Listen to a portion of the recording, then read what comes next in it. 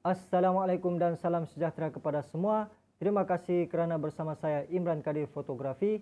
Jadi tuan-tuan boleh layari ataupun muat turun kerja saya di Getty Image ataupun di Shutterstock dan ada di beberapa agensi lain. Jadi saya melakukan kerja-kerja fotografi ini secara sepenuh masa. Selain daripada kerja-kerja fotografi, saya juga melakukan content creator dan video creator. Dan sekarang ini saya dalam usaha untuk membangunkan aerial drone. Okey, hari ini saya akan buka peluang untuk berkongsi ilmu bersama kawan-kawan di luar sana yang berminat untuk mengikuti kursus bersama saya satu hari secara perseorangan. Jadi saya akan buka dua kelas. Kelas yang pertama iaitu kelas kamera, asas kamera dan editing. Dan kelas yang kedua iaitu kelas advance ataupun kita boleh panggil jump to the next level. Okey, di dalam kelas yang pertama ini asas kamera dan editing ni seperti biasa, seperti mana-mana bengkel-bengkel yang ada di luar sana, kita akan mengenali perkara-perkara asas tentang kamera. Bagaimana fungsi kamera, bagaimana kamera bekerja, macam mana untuk kita menguasai kita punya penggunaan kamera. Ini semua perkara-perkara asas.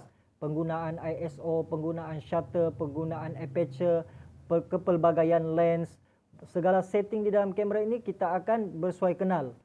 Dan yang seterusnya iaitu macam mana kita akan, selain daripada kita belajar teori, dan kita akan terus buat praktikal. Dalam praktikal ini kita akan melakukan macam mana kita akan buat rakaman di dalam studio menggunakan lighting, menggunakan flash.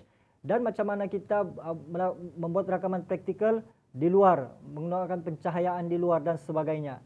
Jadi ini perkara-perkara asas yang akan kita dedahkan di dalam kita punya bengkel asas fotografi nanti. Seterusnya kita akan belajar mengenali aplikasi editing, iaitu yang kita guna ini iaitu Photoshop dan Adobe Photoshop dan Adobe Lightroom.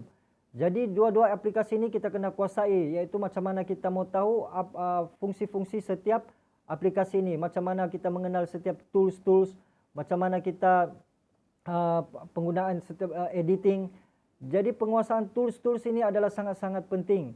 Sebab bila kita gagal menguasai tools dan fungsi satu-satu tools di dalam Photoshop ataupun Lightroom, jadi kita akan tersekat, pengetahuan kita akan tersekat untuk kita melakukan satu pekerjaan itu juga akan terbatas. Jadi setiap tools ataupun setiap apps ni dia ada kepentingan dia tersendiri, ada kegunaan dia yang tersendiri. Jadi perkara-perkara ini saya akan dedahkan, saya akan kongsikan bersama semua kawan-kawan di dalam kelas-kelas asas ini. Jadi di dalam kelas asas ini apa pelajar-pelajar perlu bawa ataupun untuk pelajar yang permula ini sekurang-kurangnya kita ada asas iaitu kita ada kamera, paling kurang pun kita ada kamera. Kalau tuan-tuan tidak ada kamera, insya-Allah kita juga boleh sediakan satu kamera untuk tuan-tuan boleh guna. Begitu juga yang terbaik juga kalau tuan-tuan ada laptop. Yang di dalam laptop tu sudah ada perisian Photoshop dan Lightroom dan Adobe Camera Raw. Sebab kita akan bekerja macam mana untuk kita mengenal apa penggunaan RAW dan macam mana penggunaan JPEG. Sebab gambar yang kita akan rakam ini kita akan edit di dalam Photoshop dan Lightroom. Jadi kita akan buat perbandingan supaya kita akan nampak perbandingan di antara RAW dan JPEG. Jadi selama saya berbengkel ini saya sudah mengikuti beberapa bengkel-bengkel yang diadakan di seluruh Malaysia. Orang-orang yang tersohor, saya sudah pernah mengikuti bengkel macam mana merakam portrait dan editing hyper portrait, dan saya juga sudah pernah mengikuti bengkel macam mana kewartawanan ataupun editorial, dan saya juga sudah pernah mengikuti bengkel macam mana melakukan time lapse, macam mana kita buat time lapse, dan begitu juga saya pernah mengikuti bengkel studio lighting, macam mana kita buat photoshoot di dalam studio. Jadi pengalaman-pengalaman inilah yang saya akan kongsikan bersama kawan-kawan, dan di dalam pengalaman ini juga saya akan melakukan sendiri tips dan trik yang saya dapati sepanjang saya berkecimpung di dalam industri fotografi ini. Jadi tips dan trik inilah yang kita akan gunakan supaya macam mana kita boleh jadikan tips dan trik ini sebagai jalan pintas ataupun jalan mudah supaya kita boleh naik kepada satu stage lagi. Bengkel asas dan editing ini kita akan adakan selama satu hari, dan kita hanya tumpukan kepada satu orang pelajar sahaja untuk satu-satu masa supaya kita dapat guide pelajar ini, dia akan faham betul-betul apa yang kita ajar, dan dia akan dapat lumat, dia akan dapat aplikasikan bila dia keluar nanti.